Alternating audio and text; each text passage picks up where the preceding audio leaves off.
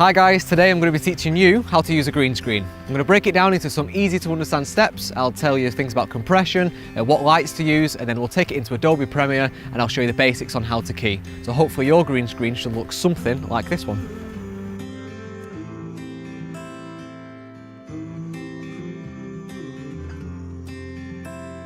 So when you're using a green screen, one of the main things for me is to light it evenly. That's one of the main things. If you've got hot spots, it's going to make your life 10 times harder in post. So make sure it's lit evenly with nice soft light. I'll break down the lights that we use later on.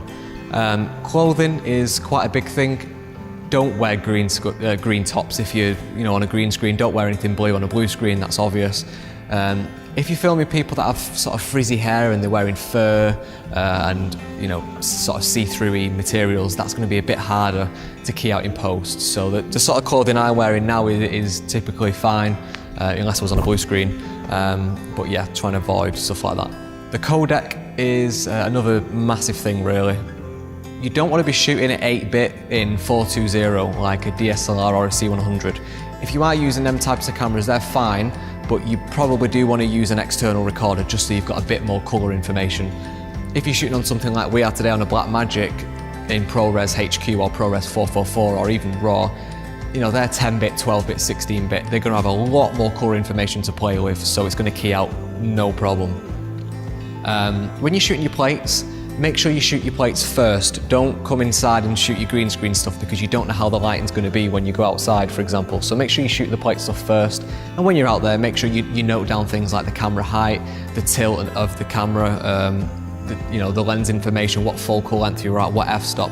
Note all that down just so it's as even as possible. You don't want to be shooting your plates at 85mm and then shoot your close-up stuff on the green screen at 18 or whatever. It's not going to match. So make sure the focal lengths are the same.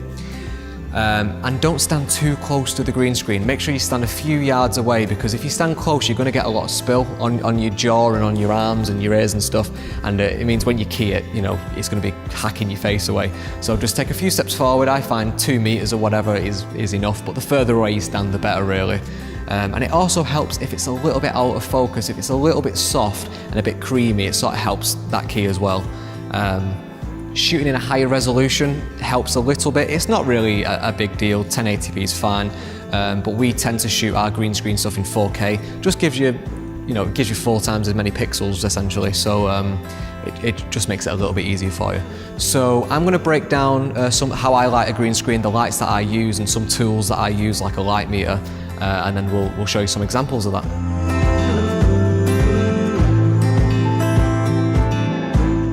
So this is one of the lights that I'm going to be using. We're actually going to be using 2 of these lights. It's the Pixapro VNix 1500S. It's an LED panel, it's a 1x1 panel. When you're lighting a green screen, you typically want to use the same type of lights, whether it be fluorescent or LEDs. These are the best types really, they're quite soft. The great thing about this is I can actually run it off V-mount batteries as well. It also has this little antenna, which means that instead of manually dimming it on the back of here, you can use a remote. So if I'm far away or these are high up on a truss or anything like that, I can just stand back and dim them. So this remote is really useful. You want to light the green screen with as much soft light as you can really. If it's a harder light, it makes it not difficult, but it's not as good.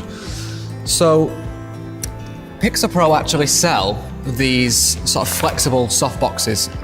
So basically this just goes over the barn doors like this. And then once you open up the barn doors, it actually, you've got a softbox basically straight away. So that's what I actually use to light the green screen. So I'm going to set 2 of these up now on the green screen, and then I'll go around with my light meter and see how even it is, and then we'll go from there. So I've got these lights set up now, these LED panels. I've put the softboxes on them, like I said, just to give a bit of a soft, more even spread so it's not quite as focused. I've actually got this green screen on a tripod bag down here. Now that's the beauty of these pop-up backgrounds, is that you don't need any kind of big stands or like a roll or anything like that. They're fully portable. We've just chucked it up against the wall and it's working fine. I'm going to use my Sekonic L758C light meter just to check that this is as even as it looks to my eye. So if I take some meter readings now, I'm getting about F8 all the way to F8 and 2/10. So there is a little bit of a difference, but not really much at all. I can dim that down. Now, if you've not got a light meter, I do highly recommend using one, but if you've not got one, there's two things you can do.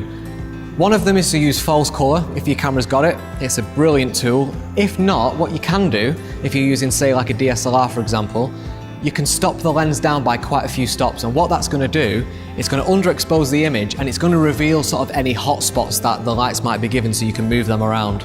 But I'm fully happy with this now.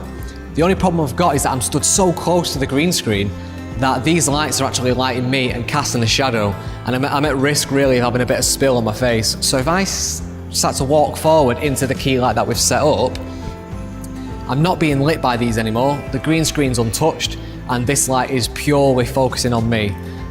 Something that I use to kind of focus the light a bit more is I've used a softbox to get the soft light, but I've also used an egg crate or a grid, some people call them.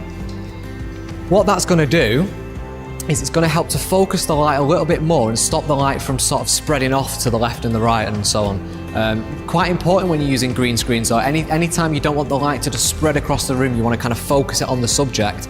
An egg crate is brilliant, and you can buy that with the softbox that Pixel do. It's a 2000 LED panel that we use in case you're curious. It's basically two of these stuck together, fully dimmable, and you can dim it wirelessly as well, which is useful for the camera guy. So we've shot some footage earlier that I used for the introduction. I'm going to take that into Premiere now, and I'm going to do a bit of a tutorial and show you the basics on how to key in Premiere. Okay, so we're in Adobe Premiere CC 2017 now. There are better softwares to use for keying. After Effects is probably the best you can use, but I don't have that, and plus I want to show you what I used at the beginning of the video, so let's get straight into it. So it's very important first that you put your green screen clip over your plate shot.